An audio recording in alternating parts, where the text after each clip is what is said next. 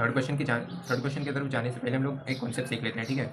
अब ये कॉन्सेप्ट में एकदम सिंपल, आप देख सकते हैं एक स्क्वायर ही यहाँ पर भी, बस इसको डायगनली रखा हुआ है। डायगनली भी नहीं बोलेंगे बट ठीक है, इसको क्रॉस में रखा हुआ है, ठीक है। अब इसमें हम लोग को ध्यान देना है सिर्फ इस वाले पार्ट पे, जिसको मैं अभी हाईलाइट कर रहा हूँ, ठीक है। हम सिर्फ इतने पार्ट पे भी ध्यान देंगे। तो जैसा कि हम सभी को पता है, हम लोग स्क्वायर के साइड को ए से डिनोट करते हैं। ये ए है, ये भी ए रहेगा, ये भी ए रहेगा और ये भी ए रहेगा, ठीक है।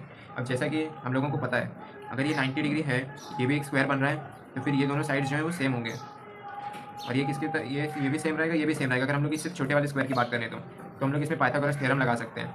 अगर ये साइड की हम लोग को वैल्यू फाइंड करना है तो हम लोग इसको सपोज कर लेते हैं एक्स, ये एक्स को सपोज कर लेते हैं, इसको भी एक्स हो जाएगा। तो यहाँ पर हम लोग लगा लेंगे पाइथागोरस थ्योरम।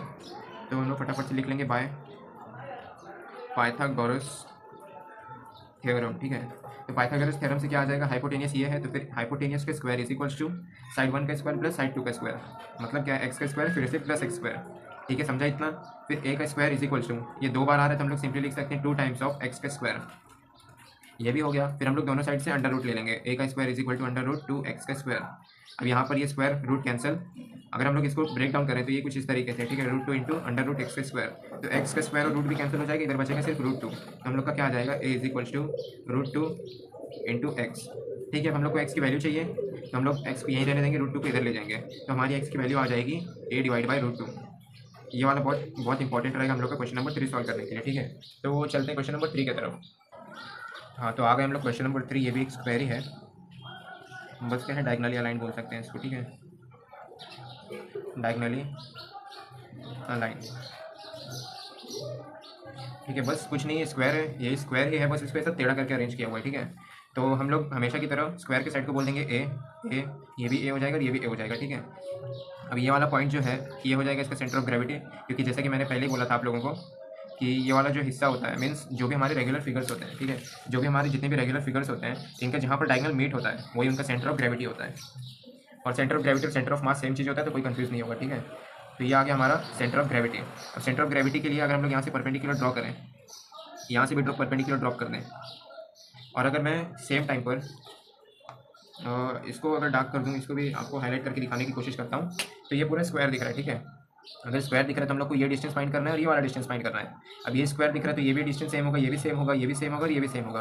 और इसी के लिए अभी हमने डेरिवेशन किया है पीछे, जिसका आंसर आ रहा है क्या, इस वाले पार्ट की वैल्यू है ए बाई रूट 2, ठीक है। तो हम लोग सिंपली डायरेक्टली यहाँ पर पुट कर देंगे क्या, ए अपॉन रूट 2, इस वाले पार्ट की वैल्यू। तो सिंपली पहले हम लोग सबसे पहले गिवन लिख लेते हैं। गिवन में हम लोग सबसे पहले लिख लेंगे इसका डायमेंशन, एक सेकेंड।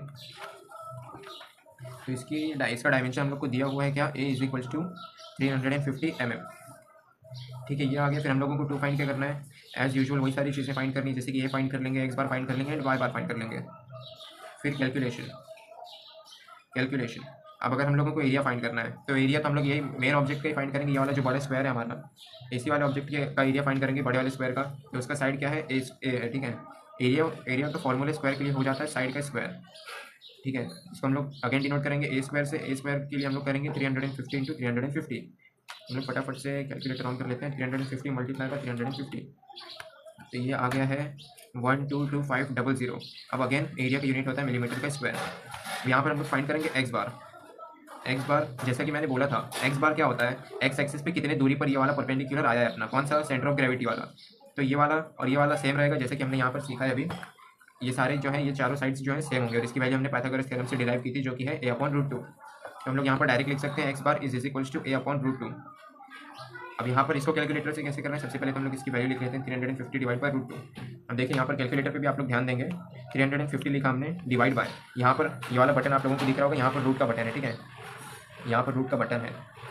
यहाँ पर रूट पे क्लिक करेंगे, रूट पे क्लिक करके हम लोग टाइप करेंगे 2, 350 divide by root 2 is equals to, आगे हमारा वैल्यू हम लोग फटाफट से लिख लेंगे 247.487, जिसको हम लोग अप्रॉक्सीमेटली लिख सकते हैं 247.49 लिख सकते हैं, ठीक है। अब ये अगेन mm में रहेगा, क्योंकि सिर्फ डिस्टेंस बता रहे हैं हम लोग यहाँ से यहाँ तक का कितना डिस्टेंस है वो। अब क्योंकि ये स्क्वायर है तो फिर ये वाला साइड और ये वाला साइड हमेशा सेम होने वाला है, तो हम लोग लिख देंगे X bar is equals to Y bar. हाँ, हम लोग डायरेक्ट लिख सकते हैं, इज इक्वल टू यही वाली वैल्यू वापस से लिख देंगे 247.49 mm। अब अगेन लास्ट में आंसर एक साथ लिख देंगे, जैसे कि एरिया हमारा आया है 1,22,500 मिलीमीटर का स्क्वायर, और x bar is equal to Y bar is equal to 247.49 mm। इसी के साथ तीसरा क्वेश्चन भी होता है खत्म।